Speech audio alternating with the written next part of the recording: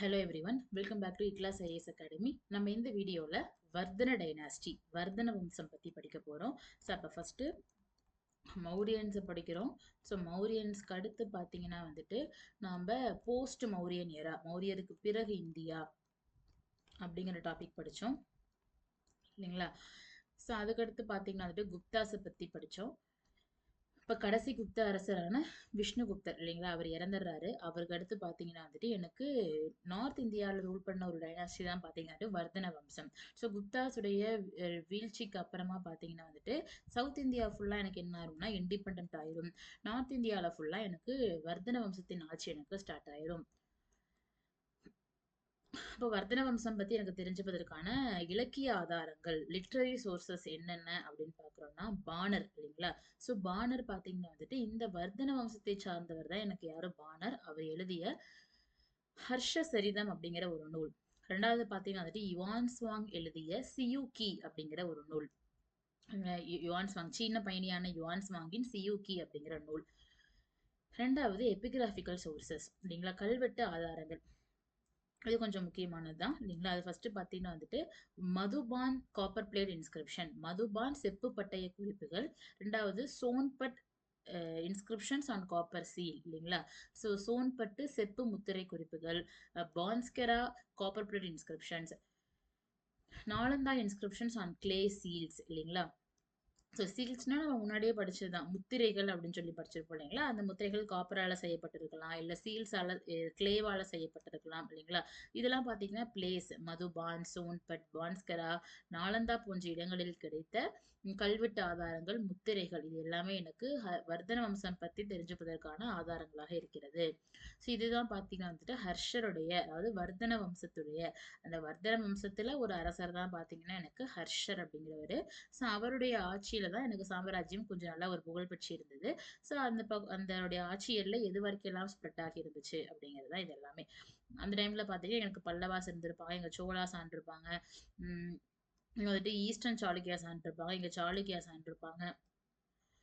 So இப்போ வர்தன வம்சம் பொறுத்த வரைக்கும் the founder of the Vardhana are Pushyabhuti dynasty. So இந்த வர்தன வம்சத்துக்கு வேற என்னவும் பேர் இருக்குன்னு பார்த்தீங்கன்னா புஷ்யபூதி வம்சம் இல்லைங்களா, புஷ்யபூதி அரச வம்சம். இது உங்களுடைய கேபிட்டலாக பார்த்தீங்கன்னா தானேஸ்வர் அப்படிங்கிறது இருந்திருக்கும் இல்லைங்களா. ஸோ இங்கே பார்த்தீங்கன்னா வந்துட்டு தானேஸ்வர், இதுதான் பார்த்தீங்கன்னா வந்துட்டு யாருடைய கேபிட்டலாக இருந்திருக்கும், வர்தன வம்சத்தின் கேபிட்டலாக இருந்திருக்கும். So Pushyabhuti served as a military general under the Guptas. அதாவது புஷ்யபூதி அப்படிங்கிற ஒருத்தர் பார்த்தீங்கன்னா வந்துட்டு குப்தாஸ்க்கு கீழே ஒரு படைத்தளபதியாக, ஒரு ராணுவ தளபதியாக வேலை பார்த்துருந்தவர் எனக்கு யார், புஷ்யபூதி இல்லைங்களா. And rose to power after the fall of the Guptas. அப்போ ஆப்வியஸ்லி குப்தர்கள் வீழ்ச்சியானதுக்கு அப்புறமா விஷ்ணுகுப்தருடைய மறைவுக்கு பிறகு எனக்கு அவங்களுடைய படைத்தளபதியாக இருந்த புஷ்யபூதி என்ன ஆரம்பிச்சிடுறாரு, ஆட்சிய ஆரம்பிச்சிடுறாரு. என்ன என்ன பேர்ல, அவருடைய பேர்லயே புஷ்யபூதி டைனாஸ்டி அப்படின்னு சொல்லி ஆரம்பிச்சிடுறாரு. அதுக்கு வேற என்னமும் பேர் இருக்குன்னா வர்தன வம்சம் அப்படின்னு பேர் உண்டு இல்லைங்களா. சரி, அப்ப புஷ்யபூதி தான் எனக்கு வர்தன வம்சத்தை தொடங்கியவர் அப்படின்னு சொல்லி படிக்கிறோம். அதுக்கடுத்து பாருங்க, with the accession of Prabhakara Vardhana the Pushyabhuti family became strong and powerful. அப்ப புஷ்யபூதிக்கு அடுத்து பாத்தீங்கன்னா வந்துட்டு அவருடைய மகனான பிரபாகர வர்தனா ஆட்சிக்கு வராரு. அவருடைய பீரியட்ல தான் இந்த சாம்ராஜ்யம் என்ன ஆச்சுங்களா, ரொம்ப வலிமை மிக்க சாம்ராஜ்யமாக மாறியதா சொல்றாங்க. அதனாலதான் இந்த பிரபாகர வர்தனா அவருடைய பேர்லயே வம்சத்துக்கு வேற என்னமோ பேர் வந்துருச்சு, வர்தன வம்சம் அப்படின்னு பேர் வந்துருச்சு. ஸோ ஃபவுண்டரான புஷ்யபூதி, அவருடைய பேர்ல புஷ்யபூதி டைனாஸ்டி. அதுக்கடுத்து வந்த பிரபாகர வர்தனா, அவருடைய பீரியட்ல ஆட்சி ரொம்பவே வந்துட்டு வலிமையாக செயல்பட்டது. அதனால அவருடைய பேர்ல வர்தன வம்சம் அப்படின்னு சொல்லி நம்ம சொல்றோம். ஸோ அடுத்து பாத்தீங்கன்னா Rajyavardhana. So the eldest son of Prabhakara Vardhana. முன்னாடி படுத்தோம் இல்லைங்களா, பிரபாகரவர்தனா அவருடைய மூத்த மகன் தான் பாத்தீங்கன்னா ராஜவர்தனா அப்படிங்கிறவரு. ஸோ அவரு பாத்தீங்கன்னா அடுத்த ஆட்சிக்கு வராரு. ஸோ ராஜவர்தனாவுடைய சிஸ்டர் தான் பாத்தீங்கன்னா வந்துட்டு ராஜ்யஸ்ரீ. ஓகேங்களா. அதாவது ஃபர்ஸ்ட் வந்துட்டு புஷ்யபூதி இருக்காரு இல்லைங்களா, ஃபர்ஸ்ட் புஷ்யபூதி, அடுத்து அவருடைய மகனான பிரபாகரவர்தனா இல்லைங்களா, அடுத்து அவருடைய மகனான ராஜ்யவர்தனா, இவங்களுடைய மகள் தான் பாத்தீங்கன்னா ராஜ்யஸ்ரீ இல்லைங்களா, ராஜ்யஸ்ரீ அப்படிங்கிறவங்க. இந்த ராஜ்யஸ்ரீயோடைய கணவன், இந்த ராஜேஷை யார் கல்யாணம் பண்ணி கொடுக்குறாங்கன்னு பாத்தீங்கன்னா வந்துட்டு ராஜா ஆஃப் கண்ணோசி, கண்ணோசியுடைய அரசர் இல்லைங்களா, கண்ணோசி பகுதியுடைய அரசருக்கு வந்து கல்யாணம் பண்ணி கொடுக்குறாங்க இல்லைங்களா. அந்த அரசரை இந்த ராஜேஷியோடைய ஹஸ்பண்டை பாத்தீங்கன்னா யார் கொன்றுவாங்கன்னு பாத்தீங்கன்னா வந்துட்டு பெங்காலை சார்ந்த சசன்கா அப்படிங்கிற ஒருத்தர், பெங்கால்ல கவுடா அப்படிங்கிற பகுதியை ஆண்டுட்டு இருந்த ஒரு அரசர் தான் பார்த்துட்டு சசன்கா அப்படிங்கிற ஒருத்தர். சரிங்களா? ஸோ அப்போ தானேஸ்வரத்த கேபிட்டலா வச்சு எனக்கு யார் ஆண்டுட்டு இருக்கா? புஷ்யபூதி வம்சம் ஆண்டுட்டு இருக்காங்க. பக்கத்துல கன்னௌசியை சார்ந்த ஒரு குறுநில அரசருக்கு யார கல்யாணம் பண்ணி குடுக்குறாங்க? ராஜ்யஸ்ரீ அப்படிங்கிற பிரபாகர வர்தனாவுடைய மகள கல்யாணம் பண்ணி குடுக்குறாங்க. அந்த அந்த கன்னௌசியுடைய அரசர பார்த்தீங்கன்னா வந்துட்டு, பெங்கால்ல ஆண்டுட்டு இருந்த வங்காளத்தை சார்ந்த ஒரு அரசர் தான் வந்துட்டு சசன்கா அப்படிங்கிறவரு. ஸோ அவரு பார்த்தீங்கன்னா வந்துட்டு கொன்றுவார். சரிங்களா? ஸோ அந்த ராஜேஸ்ரீயுடைய கணவன யாரு கொன்றுவான்னு பார்த்தீங்கன்னா, வங்காளத்தின் அரசரான சசன்கா பார்த்தீங்கன்னா வந்துட்டு கொன்றுவாரு. அப்ப ஆட்டோமேட்டிக்கா சசன்காவுக்கும் யாருக்கும் பிரச்சனை வர ஆரம்பிக்குது. ராஜ்யவர்தனருக்கும் பிரச்சனை வர ஆரம்பிக்குது. பிகாஸ் ராஜ்யவர்தனருக்கு என்ன தன்னுடைய தங்கச்சியுடைய கணவர கொன்னுட்டாங்களே அப்படின்னு சொல்லிட்டு ராஜ்யவர்தனா யார் மீது படையெடுத்து போறாரு? சசாங்கரின் மீது படையெடுத்து போறாரு. சசாங்கர் என்பவர் வங்காளத்தை ஆண்ட மிகச்சிறந்த ஒரு வீரர் தான் எனக்கு சசான்கர் அப்படிங்கிறவர். ஸோ அப்ப ராஜ்யவர்தனா அது போக பார்த்தீங்கன்னா, சசான்கர் யார கொன்னுட்டு, ராஜேஸ்ரீயோடைய மனைவிய கொன்னுட்டு, ராஜேஸ்ரீய பார்த்தீங்கன்னா வந்துட்டு சிறை பிடிச்சிருவாரு. ராஜேஸ்ரீய பார்த்தீங்கன்னா வந்துட்டு சிறை பிடிச்சு கூட்டிட்டு போயிருவாரு. அப்ப தன் தங்கையை காப்பாத்துவதற்காக பார்த்தீங்கன்னா வந்துட்டு, ராஜ்யவர்தனா எங்க போறாரு? சசான்கரின் மீது படையெடுத்து போறார். சரிங்களா? அப்ப ராஜ்யவர்தனா இந்த process of retrieving his sister was structurally killed by the Shashanka. அப்ப பார்த்தீங்கன்னா, தன்னுடைய சகோதரியை மீட்கும் முயற்சியின் போது ராஜவர்தனன் ராஜவர்தனனை யாரு கொன்றுவா? சசான்கர் பார்த்தீங்கன்னா வந்துட்டு கொன்றுவாரு. இல்லைங்களா? Suppose this resulted in his younger brother Harshavardhana becoming the king of the Thaneswar. அப்ப இதுல யாரும் இறந்துடுறா? ராஜ்யவர்தனாரையும் இறந்துடுறாரா? அப்ப இறந்த பிறகு பாத்தீங்கன்னா வந்துட்டு ராஜ்யவர்தனாவுடைய தம்பி தான் பாத்தீங்கன்னா வந்துட்டு ஹர்ஷவர்தனா. அப்ப இதன் விளைவாக அவருடைய தம்பியான ஹர்ஷவர்தனர் பாத்தீங்கன்னா அடுத்த ஆட்சிக்கு வராரு. அப்ப தானேஸ்வரத்தின் ஆட்சி பொறுப்பை யார் ஏத்துக்கிறா? ஹர்ஷவர்தனர் ஏத்துக்கிறாரு. சோ அடுத்து பாத்தீங்கன்னா வந்துட்டு the notables of the Kannauj kingdom also invited him to take its crowns. அதுக்கப்புறம் பாத்தீங்கன்னா கன்னௌசியுடைய ஆட்சி பொறுப்பை ஏற்கக்கூடிய ஒரு பொறுப்பும் யாருக்கு வந்துரும்? இவருக்கே வந்துரும் இல்லைங்களா? சோ அப்போ 2 இடங்களுடைய அரசராக எனக்கு யார் அடுத்த ஆட்சிக்கு வரா? எனக்கு இவர் ஆட்சிக்கு வராரு. சோ அப்போ இதனாலதான் எனக்கு பாத்தீங்கன்னா வந்துட்டு they have 2 capitals. 2 கேபிட்டல் அப்படிங்கிறது இருந்திருக்கும். லேட்டரான்னு பாத்தீங்கன்னா கேபிட்டல் எங்க ஷிஃப்ட் ஆயிரும்? கன்னௌசிக்கு எனக்கு ஷிஃப்ட் ஆயிரும். ஓகேங்களா? சோ அதான் இங்க குடுத்துருக்காங்க. So shifted his capital from Thaneshwar to Kannauj இல்லைங்களா? So later capital was shifted to Kannauj. So next so conquest அப்படின்னு பார்க்குறோம்னா ஸோ நார்த் இந்தியாவுடைய மெஜாரிட்டி ஆஃப் த பார்ட்ஸை பார்த்தீங்கன்னா பார்த்தீங்கன்னா வந்துட்டு யூனிஃபை பண்ணிடுவாரு. ஸோ வட இந்தியாவின் பெரும்பான்மையான பகுதிகள் பார்த்தீங்கன்னா வந்துட்டு ஒருங்கிணைக்கப்பட்டு விடும் இல்லைங்களா? So but the extension of his authority in the south was checked by Chalukya king Pulakeshi. Suppose he was ruled in north India. So வட இந்தியாவில் ஆட்சி பண்ணிட்டு இருக்கிறச்ச எங்கெங்க வராரு? சவுத் இந்தியாவுக்கு படையெடுத்து வராரு. அப்ப பாத்தீங்கன்னா தென்னிந்தியால பாத்தீங்கன்னா வந்துட்டு ஒன் ஆஃப் த கிரேட்டஸ்ட் கிங்கான சாளுக்கியா கிங் புலிகேசி டூ வந்து ரூல் பண்ணிட்டு இருக்காரு இல்லைங்களா? ஸோ அப்ப பாத்தீங்கன்னா வந்துட்டு ஆக்சுவலி நான் முன்னாடியே சொன்னதான் after the fall of the Guptas north இந்தியால தான் யார் ரூல் பண்ணிட்டு இருப்பா? இந்த வர்தன வம்சம் ரூல் பண்ணிட்டு இருப்பாங்க. ஸோ அப்போ கீழே பார்த்தீங்கன்னா சவுத்தில் பார்த்தீங்கன்னா இண்டிபெண்டா சாளுக்கியா சாப்பிட்டுட்டு இருப்பாங்க. இங்கே பார்த்தீங்கன்னா பல்லவா சாப்பிட்டுட்டு இருப்பாங்க இல்லைங்களா? பல்லவாசுடைய எண்ட்ல பாத்தீங்கன்னா வந்துட்டு சோழாசுடைய எமர்ஜென்சியும் ஸ்டார்ட் ஆயிரும் இல்லைங்களா? ஸோ இப்ப பாத்தீங்கன்னா வட இந்தியாவில் இருந்த அரசர் இவர் பாத்தீங்கன்னா தென்னிந்தியாவின் மீது படையெடுத்து வராரு இல்லைங்களா? அப்ப வந்து பாத்தீங்கன்னா வந்துட்டு சாளுக்கியா கிங் 2ஆம் புலிகேசியின் மீது படையெடுப்புகள் ஏற்பட ஆரம்பிக்குது. ஸோ அப்போ 2 பேத்துக்கும் சண்டை வராச்சு. அந்த ஒரு போர்ல பாத்தீங்கன்னா வந்துட்டு 2ஆம் புலிகேசி சாளுக்கிய அரசர் 2ஆம் புலிகேசி வட இந்திய அரசரான ஹர்ஷரை பாத்தீங்கன்னா வந்துட்டு கொன்றுவாரு இல்லைங்களா? தோக்கடிச்சிருவாரு. தோற்கடிச்சு 2 பேருமே பாத்தீங்கன்னா இங்க உள்ள நர்மதை நதியை வந்துட்டு எல்லையா வந்து ஃபிக்ஸ் பண்ணிப்பாங்க. அப்போ இந்த நர்மதை நதியை தாண்டி யார் யார் வரக்கூடாது? சாளுக்கிய அரசனும் வட இந்தியாவுக்கு படையெடுத்து போக கூடாது. ஹர்ஷரும் பாத்தீங்கன்னா தென்னிந்தியாவுக்கு படையெடுத்து வரக்கூடாது அப்படின்னு சொல்லிட்டு இந்த நர்மதை நதி பாத்தீங்கன்னா எனக்கு பார்டரா எனக்கு வந்துட்டு ஃபிக்ஸ் ஆயிரும் இல்லைங்களா? ஸோ அப்போ இது ஒரு முக்கியமான பாயிண்ட் ஒன்ஸ் கேட்டிருக்காங்க. ஸோ 2ஆம் புலிகேசி யாரை தோற்கடித்த பிறகு பரமேஸ்வரன் என்னும் பட்டத்தை சூட்டிக் கொண்டார் அப்படின்னு பார்த்தீங்கன்னா obviously after defeating the north Indian king ஹர்ஷர் இல்லைங்களா? அப்ப 2ஆம் புலிகேசி வட இந்திய அரசரான ஹர்ஷரை தோற்கடித்து அவருக்கு என்ன பட்ட பேர் சூட்டிக்கிறாரு? பரமேஸ்வரன் என்று தன்னை அழைத்துக் கொண்டதாக சொல்றாங்க. சாளுக்கிய அரசர் 2ஆம் Pulakeshi one of the important king. இவரை பத்தி நம்ம தென்னிந்திய வரலாறு ரொம்ப டீடைல்டா படிப்போம் இல்லைங்களா? So next, so inscriptions in Pulakeshi's capital Badami attests to the victory. So அப்போ இந்த இரண்டாம் புலிகேசி ஹர்ஷரை தோற்கடித்ததை பற்றின ஒரு கல்வெட்டை பார்த்தீங்கன்னா எனக்கு கர்நாடகாவில் காணப்படுகிறது.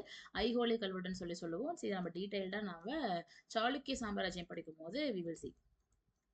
So he maintained a cordial relationship with the rulers of Iran and China இல்லைங்களா. ஸோ ஹர்ஷர் பார்த்தீங்கன்னா வந்துட்டு சீனா, ஈரான் ஆகிய நாடுகளுடன் ஒரு சுமூகமான உறவை மேற்கொண்ட ஒரு அரசராக எனக்கு சொல்றாங்க. அதன் பிறகு தென்னிந்தியாவுக்கு யார் படையெடுத்து வரல, ஹர்ஷர் படையெடுத்து வரல. வட இந்தியாவுடைய அவருடைய சாம்ராஜ்யம் எனக்கு எண்ட் ஆயிருச்சு. ஸோ ஹர்ஷருடைய கான்டெம்பரவரி சமகாலமா பாத்தீங்கன்னா வந்துட்டு சீனாவுல யார் இருப்பான்னு பாத்தீங்கன்னா வந்துட்டு டாங் பேரரசர் இருந்திருப்பாரு இல்லைங்களா. ஸோ டாங் பேரரசரான டாய் ஜுங் கி டாய்ஸுங்கி இவர் பார்த்தீங்கன்னா இருந்திருப்பாரு. ஸோ அவர் பார்த்தீங்கன்னா வந்துட்டு ஹர்ஷருடைய அரசவைக்கு தூதுக்குழுவெல்லாம் அமைச்சு வைக்க 643 அண்ட் 647 அப்படிங்கிற, பிகாஸ் சைனாவுக்கும் இந்தியாவுக்கும் ஹர்ஷருடைய பீரியட்ல நல்ல ஒரு சுமூகமான உறவு முறை இருந்திருக்கு இல்லைங்களா. ஸோ இது பார்த்தீங்கன்னா வந்துட்டு பல்லவாசுடைய பீரியட்லுமே இருந்திருக்கும். சீனாவுக்கும் பல்லவர்களுக்குமே பார்த்தீங்கன்னா ஒரு நல்ல ஒரு உறவு முறை இருந்திருக்கும். இதுக்கு முன்னாடி பார்த்தீங்கன்னா வந்துட்டு கனிஷ்கர் பார்த்தீங்கன்னா வந்துட்டு எனக்கு இந்தியாவையும் சீனாவையும் ஒரு சேர ஆண்ட அரசராக நாம படிக்கிறோம் இல்லைங்களா. ஸோ அப்ப பாத்தீங்கன்னா அப்ப சைனாவை சார்ந்த டாங் அப்படிங்கிற பேரரசை சார்ந்த ஒரு அரசர் தான் பாத்தீங்கன்னா வந்துட்டு டாய்ஸும் அப்படிங்கிறவரு. அவரு பாத்தீங்கன்னா வந்துட்டு ஒரு தூதுக்குழுவை அமைச்சு வைக்கிறாரு 643 அண்ட் 647 அப்படிங்கிற 2 ஆண்டுகள்ல. அப்ப தூதுக்குழுவை பரிமாற்றம் செய்து கொள்கிறாங்க அப்படின்னாவே அவங்களுக்குள்ள ஒரு நல்ல ஒரு சுமூகமான ஒரு உறவு முறை இருக்கு, நல்ல ஒரு நெய்பர்ஹுட் பாலிசியோட இருக்காங்க அப்படின்னு சொல்லி அர்த்தம் இல்லைங்களா. அந்த second occasion, the Chinese ambassador found that the Harsha has recently died. அப்ப ஃபர்ஸ்ட் 643ல வராங்க, இரண்டாவது 647ல வர்றச்ச யார் இறந்துட்டா, ஹர்ஷர் வந்து இறந்துட்டாரு. அப்போ வட இந்தியாவை ஆண்ட கடைசி ஹிந்து அரசராகவும் புத்த மதத்தை ஆதரித்த கடைசி அரசராகவும் நான் யாரை தான் பாக்குறேன், ஹர்ஷரை தான் பாக்குறேன். ஸோ இது எக்ஸாக்ட்லி நமக்கு எப்படி இரண்டாம் சந்திரகுப்தருடைய பீரியட்ல பாகியான் என்னும் சீன பயணி இந்தியாவுக்கு வருகை புரிந்தாரோ அதே மாதிரிதான் எனக்கு பாத்தீங்கன்னா வந்துட்டு எனக்கு ஹர்ஷருடைய பீரியட்ல யுவான் ஸ்வாங் என்னும் ஒரு சீன பயணி, யுவான் ஸ்வாங்க்கு இன்னொரு பேர் பாத்தீங்கன்னா வந்துட்டு த பிரின்ஸ் ஆஃப் பில்கிரிம்ஸ், புனித யாத்ரிகர்களின் இளவரசன் என்று அழைக்கப்பட்டவர் தான் எனக்கு யாரு, யுவான் ஸ்வாங். அவர் ஹர்ஷருடைய பீரியட்ல தான் இந்தியாவுக்கு வருகை புரிஞ்சிருப்பாரு சரிங்களா. ஸோ இது ஒரு முக்கியமான பாயிண்ட். ஹர்ஷர் யுவான் ஸ்வாங்கை முதலாக எங்க மீட் பண்றாருன்னா ஜார்க்கண்ட்ல ராஜ்மஹால் அப்படிங்கிற இடத்துக்கு அருகில் உள்ள கஜன்கலா அப்படிங்கிற இடத்துலதான் சரிங்களா. சோ தே போத் மெட் ஈச் அதர். ஹர்ஷரும் யுவான்ஸ்வாங்கும் ஒருவர் சந்தித்து கொண்ட இடம் அப்படின்னு பாத்தீங்கன்னா வந்துட்டு கஜன்கலா அப்படிங்கிற இடம். அது எங்க இருக்குன்னா ஜார்க்கண்ட்ல ராஜ்மஹால் மலைத்தொடர் இருக்கு இல்லைங்களா, அதுக்கு பக்கத்துல இருக்கு. ஸோ யுவான்ஸ்வாங் பார்த்தீங்கன்னா இந்தியாவில் ஒரு 13 இயர்ஸ். ஸோ எதுக்காக மேம் அவங்கலாம் இந்தியாவுக்கு வராங்கன்னா, ஸோ முன்னாடியே படிச்சது தான், புத்த மதத்தின் ஒரு பிரிவான மகாயானம் என்ன ஆயிருச்சு, பிற நாடுகளுக்கு பரவிடுச்சு. ஸ்பெசிஃபிக்காக அது ரொம்ப இன்ஃப்ளூயன்ஸ் ஆகுதுன்னா இலங்கை, சைனா போன்ற நாடுகள்ல. அப்போ புத்த மதத்தால ஈர்க்கப்பட்டவங்கலாம் பார்த்தீங்கன்னா வந்துட்டு புத்தருடைய அந்த ஒரு நேட்டிவ் ஆப்வியஸா என்னதான் இந்தியா தான் இல்லைங்களா. அப்ப புத்த மதம் உருவான அந்த ஹிந்துஸ்தானத்துக்கு போய் நம்ம என்ன பண்ணணும், புத்தரை பத்தியும் அவருடைய வாழ்க்கை பற்றியும் நம்ம இன்னும் நிறைய விஷயங்கள் வந்து தெரிஞ்சுக்கணும் அப்படிங்கறதுக்காக என்ன பண்ணுவாங்கன்னா, இப்ப இந்த யுவான் ஸ்வாங்லாம் பாத்தீங்கன்னா அவர் ஒரு புத்திஸ்ட் ஸ்காலர், ஆக்சுவலி புத்த மதத்தை பின்பற்றியவர். அப்ப அதனுடைய ஒரு வெளிப்பாடாக புத்தரை பற்றியும் அவருடைய கருத்துக்களை பற்றியும் அவர் வாழ்ந்த இடங்களை போய் நேர்ல பார்க்கணும் அப்படிங்கிறதுக்காக எங்க டிராவல் ஆகி வருவாங்க, இந்தியாவுக்கு டிராவல் ஆகி வருவாங்க. வந்து புத்த மதத்துடைய இன்னும் வேற ஏதாவது அதை பத்தி தெரிஞ்சுக்க முடியுமா அப்படிங்கிறதுக்காக ஒரு ஆராய்ச்சிக்காக இந்தியாவுக்கு வராங்க. அப்படி வந்தவர் தான் எனக்கு யுவான்ஸ்வாங் இருக்கட்டும், பாகியானாக இருக்கட்டும். ஸோ 13 ஆண்டு காலம் இந்தியாவில் எனக்கு யுவான்ஸ்வாங் தங்கி இருந்திருக்காரு.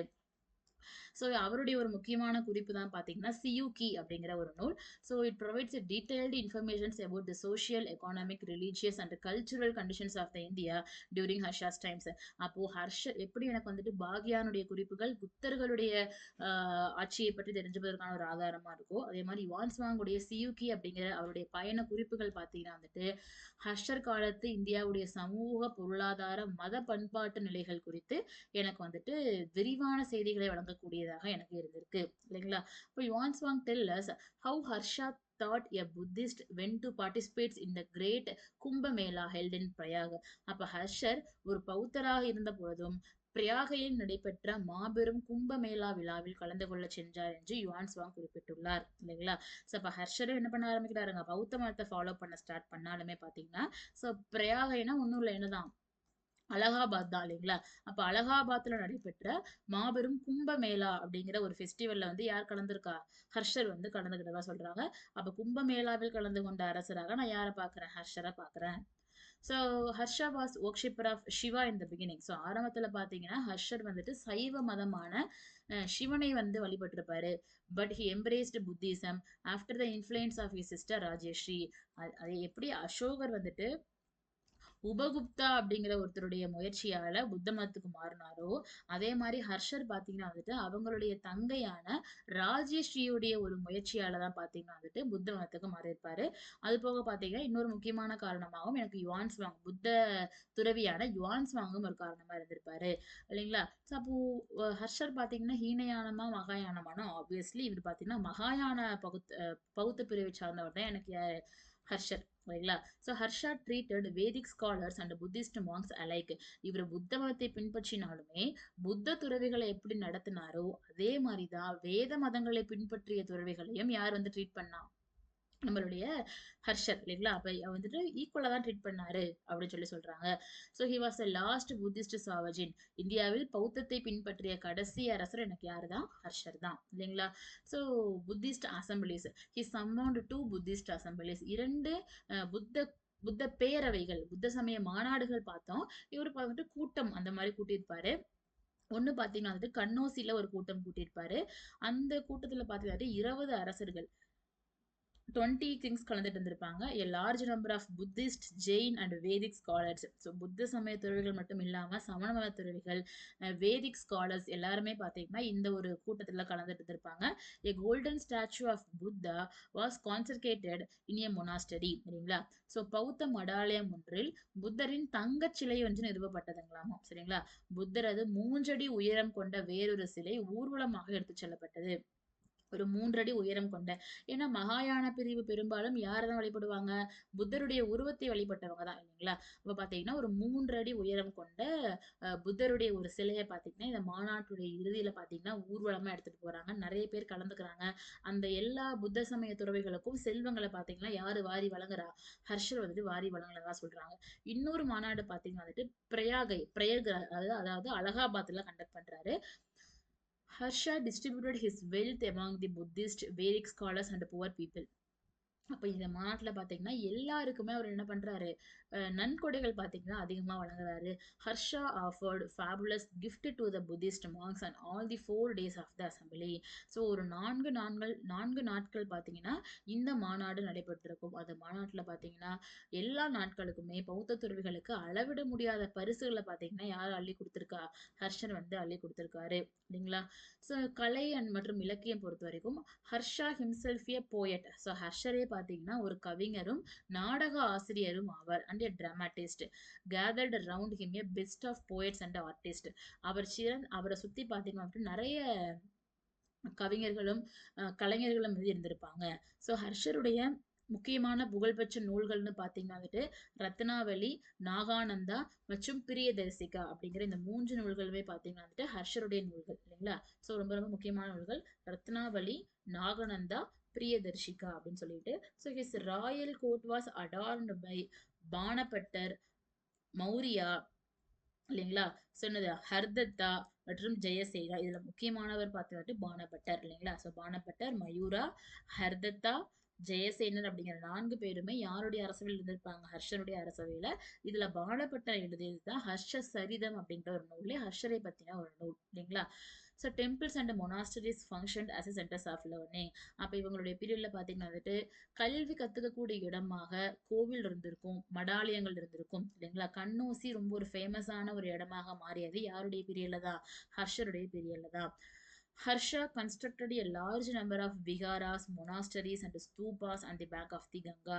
கங்கை நதிக்கரையில பாத்தீங்கன்னா வந்துட்டு நிறைய விகாரங்கள், மடாலயங்கள், ஸ்தூபிகள் இதெல்லாம் யாரு கட்டியிருப்பானா? ஹர்ஷர் வந்து உருவாக்கியிருப்பாரு இல்லைங்களா? என் நாலந்தா யூனிவர்சிட்டி அண்ட் மொனாஸ்டர் இல்லைங்களா? பிகாஸ் எனக்கு நாலந்தால பாத்தீங்கன்னா மௌரியன்ஸுடைய பீரியட்ல ஒரு புத்த மடாலயம், ஒரு புத்த மொனாஸ்ட்ரி இருந்திருக்கும். அது எனக்கு பாத்தீங்கன்னா குப்தாஸுடைய பீரியட்ல அது என்னவா மாறிடும்? யூனிவர்சிட்டியாக மாறிடும் படிக்கிறோம் இல்லைங்களா? அப்போ இந்த பல்கலைக்கழகம் மற்றும் மடாலயமான நாலந்தா பாத்தீங்கன்னா வந்துட்டு ஹர்ஷருடைய பீரியட்ல கிட்டத்தட்ட 10,000க்கும் மேற்பட்ட மாணவர்கள் வந்து கல்வி கத்துக்கிட்டதா எனக்கு வந்து யார் குறிப்பிடுறா? யுவான்ஸ்வாங் எனக்கு குறிப்பிடுறாரு. யுவான்ஸ்வாங் அப்ப வந்து பார்த்தச்ச அந்த நாலந்தால மட்டுமே உலகெங்கிலும் இருந்தும் 10,000க்கும் மேற்பட்ட மாணவர்கள் வந்து கல்வி கத்துக்கிட்டதா வந்துட்டு சொல்றாங்க. அந்த அளவுக்கு ஒரு புகழ்பெற்ற ஒரு கல்வி மையமாக ஹர்ஷருடைய பீரியட்ல என்ன இருந்திருக்கும்? நாலந்தா யூனிவர்சிட்டி இருந்திருக்கும் இல்லைங்களா? ஸோ இதுதான் நமக்கு ஹர்ஷரை பத்தி படிக்கிறது. அப்ப ஹர்ஷர் எனக்கு இறந்துருவாரு இல்லைங்களா? இறந்ததுக்கு அப்புறமா என்ன ஆயிடும்னு பார்த்தீங்கன்னா, அவருக்கு கீழ இருந்த குறுநில அரசர்கள்லாம் இருப்பாங்க இல்லைங்களா? அவருடைய அந்த மாகாணங்கள்லாம் இருந்திருக்கும் இல்லைங்களா? ஹர்ஷருடைய எல்லைக்குட்பட்ட மாகாணங்கள் இல்லைங்களா? ஸோ நீங்க மேப்ல பார்த்தோம்னா தெரியும்.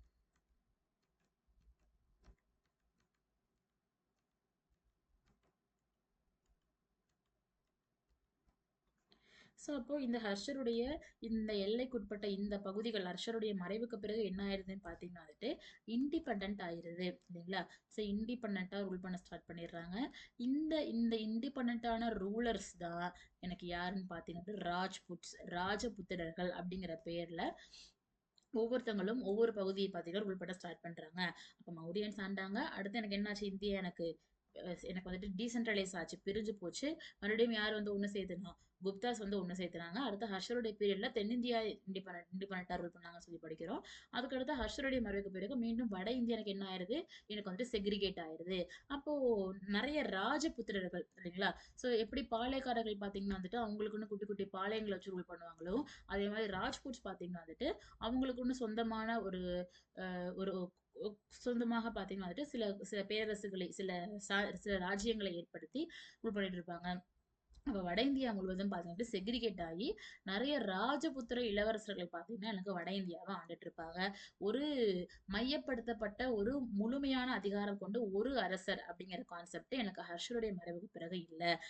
வட இந்தியா சிதறுண்டு போய் சில சில பகுதிகள் யார் கைக்கு போக ஆரம்பிக்குது? ராஜ்புட்ஸ் உடைய கைக்கு போக ஆரம்பிக்குது. அப்ப இண்டிபெண்டன்ட்டா அந்தந்த பகுதிகள யார் ரூல் பண்ண ஆரம்பிக்கிறா? ராஜபுத்திரர்கள் ஆட்சி பண்ண ஆரம்பிக்கிறாங்க. இல்லைங்களா? ஸோ எனக்கு இதோட எனக்கு என்ன முடியுதுன்னா, ம் ஏன்ஷியன்ட் ஹிஸ்டரி பழங்கால வரலாறு முடியிறாங்க. பிகாஸ் எனக்கு இந்தியால ஒரு சென்ட்ரலைஸ்டான அத்தாரிட்டி யாருமே இல்ல அப்படிங்கிற பட்சத்துல, நெறைய அந்நிய படையெடுப்புகள் இந்தியாக்குள்ள ஏற்பட ஆரம்பிக்குது இல்லைங்களா? ஸோ அரேபியாவிலிருந்தும் துருக்கியிலிருந்தும் பார்த்தீங்கன்னா, நெறைய ஃபாரின் இன்வேஷன்ஸ் இந்தியாக்குள்ள வர ஆரம்பிக்குது. வந்தவங்க என்ன பண்றாங்கன்னா, இங்க இருந்த ஒவ்வொரு ராஜபுத்திரர்களா பார்த்தீங்கன்னா, தோற்கடிச்சு அவங்க கண்ட்ரோலுக்கு கீழ கொண்டு வர ஆரம்பிக்கிறாங்க. அப்ப ஆட்டோமேட்டிக்கா இந்தியால பார்த்தீங்கன்னா வந்துட்டு, யாருடைய குடியிருப்புகள் ஏற்பட ஆரம்பிச்சிடும்? அரேபியர்களின் குடியிருப்புகளும் துருக்கியர்களின் குடியிருப்புகளும் ஏற்பட ஆரம்பிச்சிடும். அதுல பாத்தீங்கன்னா ஒரு ஆப்பர்ச்சுனிட்டி கிடைக்கும் பொழுது துருக்கியர்கள் இந்தியாவுல ஒரு சாம்ராஜ்யத்தையே ஏற்படுத்திடுவாங்க. ஸோ அங்க வந்து பாத்தீங்கன்னா எனக்கு இடைக்கால வரலாறு மெடீவல் ஹிஸ்டரி அப்படிங்கிறது எனக்கு ஸ்டார்ட் ஆயிரும் இல்லைங்களா? ஸோ எனக்கு ஹர்ஷரோட எனக்கு எனக்கு பழங்கால வரலாறு ஏன்ஷியன்ட் ஹிஸ்டரி எனக்கு முடியுது.